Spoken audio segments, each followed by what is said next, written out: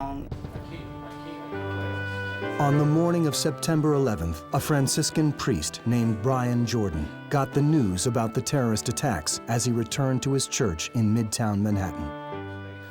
So I went up to my room, put my sneakers on, put my brass knuckles just in case I need them. I've got a pair of brass knuckles in my closet in case there might be some ornery characters. So I wasn't sure that these were, this was an attack or this is some bunch of wise guys. So I got put brass knuckles in my back in my pocket. Got the holy water to bless people. Father Jordan would try to link up with his mentor, the fire department's chaplain, Father Michael Judge, and offer his help. Before I left, one of the friars says, your good friend and your mentor, Michael Judge, has died at the World Trade Center. And I was speechless. I mean, usually I have a quick response for everything. You know, I'm from New York, you know. We're tough guys. We're responsible. I had and tears well up in my eyes. And I said, you know what would Michael want me to do? Sit on my ass and cry about him? Go down there and help the people of God. And that's what I did.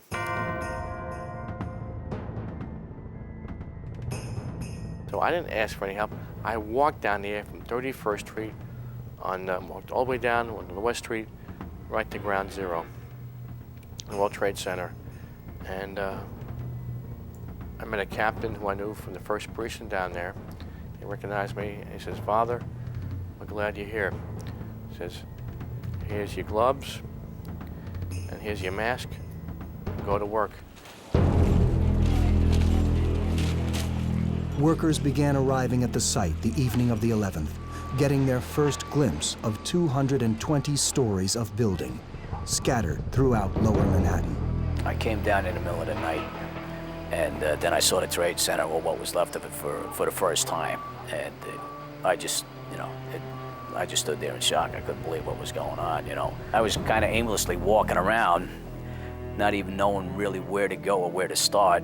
I was dumbfounded, to be honest with you. I was amazed. I remember walking onto West Street and looking around and not realizing where I was at. And I worked down Battery Park for 6 years. And it was just so many humongous piles of debris and steel, and the fires were burning in the smoke, that you physically, if you turned around, you didn't know where you were at. I mean, to see these two giant buildings that I had seen and loved and worked in for the last number of years, to see them spread from Broadway to Battery Park, I still couldn't believe it.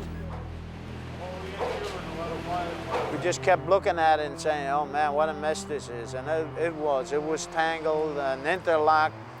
I've never seen steel bent like that before, such heavy steel. It was like 8-inch flanges. They were just bent and mushroomed up. Stuff that you put up too, don't forget. Stuff that I put up. I was working right in the same area when I was there in the 60s, erecting the building. I was in the same area when it was coming down, when we were taking it apart. I said, what a coincidence this was. I went to 20 other different spots, and I ended up in the same spot where I was putting it up new, And I remember looking around thinking, how are we ever going to be able to finish this job? And how many guys are we going to lose in the process? Everybody was there. Everybody was trying to do whatever. I mean, you went in and didn't matter whether you were a carpenter, an iron worker, whatever you were. I mean, you went in there and you tried to do whatever you could to help. Bucket line over here. Right through here, need a bucket line. Almost spontaneously, a bucket brigade formed to dig for survivors. One line this way, one line that way. Must have been at least 150 this way, 150 that way. Took in turns. We're talking about African Americans, Asian Americans, Latinos, whites, gay, straight, poor, rich, divorced, married, happy or sad, all get on that line. These are construction workers. These were iron workers. These were carpenters. These were operating engineers. These were steam fitters. These are electricians. Volunteered to get there because they cared. And they were in their own time. And we were all together. We were all one single unit with a common mission to find human life. I was there. and I seen the best of America and of all its diversity united in one mission to save life.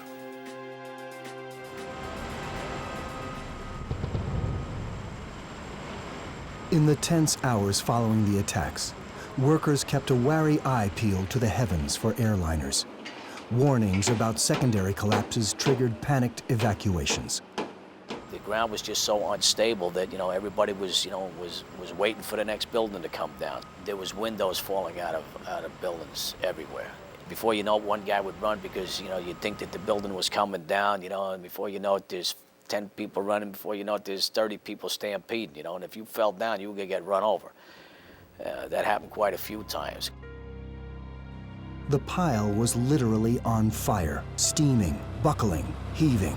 It was unstable and dangerous terrain. I've never been around anything that was, that was as dangerous as this. We were walking around on top of mountains of broken concrete and twisted steel and everything, and your footing was always, you were always balancing and keeping yourself from falling down just by walking around. The potential for injury was tremendous. Just walking from, point A to point B. If it was 10 feet away, you're walking on a pile of twisted debris. I remember early on, probably in the second week, being in a meeting, and somebody had mentioned that the casualty rate could be expected to be anywhere from 100 on up, where they figured people would actually die cleaning this mess up.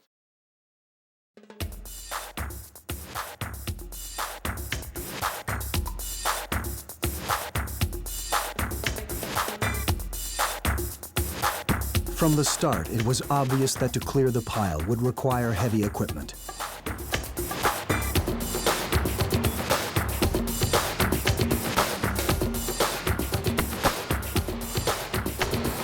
Cranes, loaders, grapplers. These are the tools of the operating engineer. We backed the rig up onto the pile there, and the fire department was there, and when they first saw us coming, they were, thank God you guys were here. We've been sitting here with crowbars and pinch bars trying to get this stuff up, so we jumped in there. Where do you want us to pick? Among the first things to pick were the largest pieces, some of them weighing hundreds of tons, that had been thrown out onto West Street, the main north-south artery through Lower Manhattan. West Street was not even a street. It was just a mountain of rubble. The North Walkway Bridge from the American Express building over to the North Tower had collapsed, and it was laying on top of fire engines and cars and everything else that was there. So there was no way to get into the actual pile until we started clearing some rubble out of the way to get equipment close to it. During my second week there, Ground Zero, I quickly realized one of the most important people there are the crane operators, the operating engineers. They have the delicate task of going down to pick up the debris, at the same time making sure there's no loss of life, no loss of evidence for the crime scene. Move on ahead of pipe from the Washington Street area because we're going to walk the plane around. Greg Nolan is an operating engineer with Local 15 in New York. I'm actually the fourth generation of my family, the operating engineers. So since the time I could talk, I was saying operating engineer. I'd follow my father around on a lot of jobs. By the time I was 18, I had a full set of tools and a lot of ambition.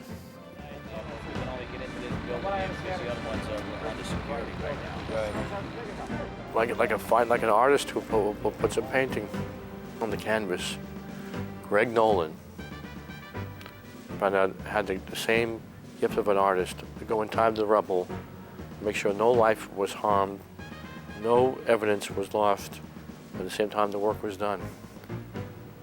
And slowly, he did the work, but with compassion, conviction, and professionalism. The cleanup would be directed by a little-known New York City agency, the Department of Design and Construction. Within a few days, the DDC split the site into 4 quadrants. Each quadrant was assigned to a separate general contractor. Union locals mobilized workers. The initial work was driven by a single principle. I thought we were going to find somebody. I thought there's no doubt about it. We're going to find somebody in one of these holes here. That's what kept everybody, you know, going in the beginning. There's the possibility of that. You know, I don't think I walked there and said, hey, we're not going to find anybody. Those first 4 or 5 days, that's all we did, looking for life. We seen death, we want to find lives. We want to find some human lives that survived. Where's the rest of my group? Doctors converged on New York from across the country. Blood donations soared. Hospitals geared up, waiting for the expected flood of injured. But there were no injured. Instead, the makeshift morgue, set up inside a department store, filled with human remains. I don't think anybody's prepared for recovering human remains. You know, maybe EMS people, maybe the fire department probably are, you know. To try to brace somebody for that, there's no way you're gonna brace somebody, you know, you're just gonna, you get in it, man, you know. You're in it, now where you go, you know. A lot of bodies were intact. So a lot of bodies were decapitated, a lot of bodies were dissected and body parts, but every body and body part got equal reverence and respect from that day to the last day of the operation. There seemed to be chaos, but even if there was chaos, there was still grace. The majority of them never seen something like this. So this is more like a spiritual and emotional boot camp for a lot of them. The smell that was down here, you know, it was a smell of death, you know, and it permeated the air. You know, you could be 2 blocks away and that smell just hung around on the ground, you know. Smell is you know, it'll drag you right back there in a heartbeat.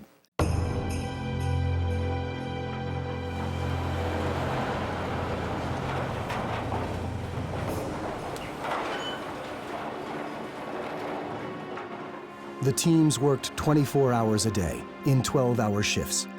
Days ran into nights, and no one found a survivor.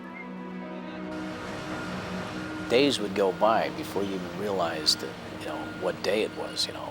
You know, down here, the days just rolled from one day into another day, and, you know, a lot of us lost track of the different days, you know. Even if you went home, you didn't sleep, you know. Guys told me all the time, you know, I couldn't sleep, I had to come back, you know. Some guys were having nightmares, and some people just, you couldn't sleep because you didn't want to be home, you wanted to be here. He couldn't relate to anybody or want to even talk to anybody that wasn't at ground zero. It was just something he couldn't help. When they worked, they felt guilty that they weren't home. When they went home, they felt drawn back to ground zero. Spouses became single parents. Perpetual worry filled workers' homes. He would go down every day and he would just be like so depressed. You know, I mean, I can't imagine. I didn't even want to go by the site. You know, a lot of people wanted to go down and look at it, and I mean, I didn't want to be in 5 feet of it. Like, the farther away I was, like, the happier I was about it. I remember a lot of times just kind of sitting and thinking where he was and what he was doing right there. He'd come home after like a week or 2 being down there and wouldn't really be able to talk to anybody. He tried to get home as much as possible. Normally, he would try to come home every other night. He was totally exhausted whenever he did get here. If the cows get loose, that's not good. He was quiet. He's normally not quiet. We have a very noisy house. He more or less turned inward and was very, very quiet. It was hard for me because I didn't know how to fix that. Without them, you couldn't have done it. I have an 8-year-old son at home. My wife was mother and father for 309 days. Stay right there, boss. I tried as much as I could to get home to see my son. Even though he's only 8 years old, or 7 at the time, he goes to bed at 8:30, so it was tough. I did play hooky from work one day.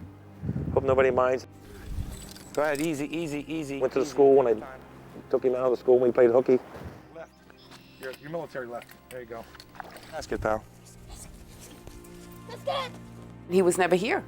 he was there, and then when he would come home, he was frozen, he was sick, he was tired, and rightfully so. And this went on for a year. I mean, we never had dinner together because we're 7 days a week, 12 to 18 hours a day. And I'd say to him, just don't go today. And he said, I can't, I have to go. I have to be there. The smoke, I can remember the smoky smell. I could smell the smoke, even on him after he would, take a shower. It was there. In the first weeks, they didn't make so much as a dent in the pile. Body after body was recovered, and through all this, workers toiled under the anxious eyes of family members, refusing to give up hope. If you walked off the site there to get a sandwich, there'd be somebody's family there, and they'd be holding a picture of their son or their mother or their wife. And they would ask you, have you seen them, And it was hard to look at the families and tell them, no, I don't know where your people are, And you'd go back in there and you'd just go back to work, and you'd hang on to that all day. It was just sad. Every time you run into somebody on the street, people that have people killed there, you didn't know what to say to them. But from the first day I went there to the last day I went there, I always felt sad. One time or not enjoying the day. It always hit you. A spot you were in before, like 2 months before, and what you ran into, would come right back to you. As the days went on, after the first week, we just started realizing, everything that was coming out, they were just bodies, We had body bags stacked up on the side of the road like cordwood, and it really started getting very dismal, You're thinking, we're not going to find anybody, And I remember at one point realizing that, this is over. We're not going to find anybody. And I think everybody down here crossed that bridge there, themselves, and they started to realize that, we're not going to find anybody here. There's a lot of delayed reactions of horror. I know some guys just, I guess if you couldn't take it, you were better off leaving. And there was guys that, that just figured I had enough, I can't do this, and I'm leaving.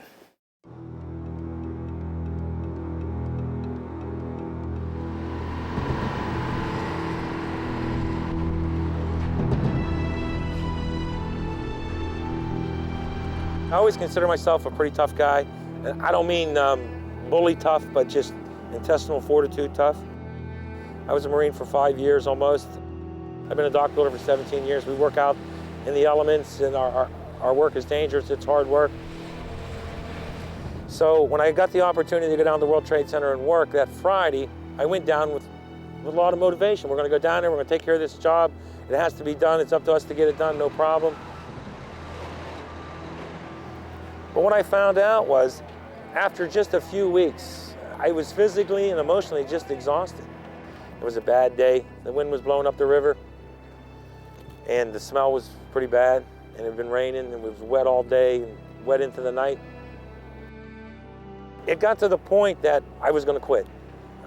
So it was time to go get a dinner break. I was sitting there eating my beef stew, thinking to myself, I've had it. I've been here 3 weeks. I volunteered for a week. I've done my share. When I get done with my shift, I'm gonna go tell my boss that that's it. I can't do no more. So I made up my mind, and so I felt a little better. And then this lady come over to me. She was a real nice lady, senior citizen, and she put her hand on my shoulder, and I looked up at her, and she said, you got mail. This was just a couple letters. One was a card made out of pink construction paper from a little girl in the 7th grade named Dana Yu, and she's from Westchester, Pennsylvania. And the other was a letter from a 5th grader named Nancy Hudson, and she's from Trimble County, Kentucky. So I took the card and the letter, and I read them. And they're all about the same, the letters we got down there. The kids, they don't understand how anybody could possibly do such a terrible thing to us. And they wish that they could help, but yet they're only 9 or 11, and then they can't help. But they know we're doing a good job, and they know that we're tired, and they know that we're exhausted, and that mentally it must be very tough. But just please do us a favor and don't give up and never quit, because that they're counting on us. So After I read the letter and the card, I remember I started to cry, and it was really quite uncontrollable. I mean, I was completely shot. And I remember that I was ashamed of myself. Here I was feeling sorry for myself because I was tired and the conditions aren't good, and seemed to forget why we were there, you know, and that a lot of people out there were counting on us, and this was our job to do, and that we needed to get it done. And so I made up my mind right then and there that no matter what happened from that day on, that I was going to stay, and I was going to do this job as long as it took. But I knew I wasn't going to be able to just do it on my own, because I had realized that I'm not the young Marine I once was, and I'm not the young doctor I once was, you know, that I'm a little fatter and I'm a little older and I'm not quite as strong. So what I would do is, to get a little courage and a little strength, was every day I would go and get a couple more letters, and then I would read them from the kids. And they were just fabulous.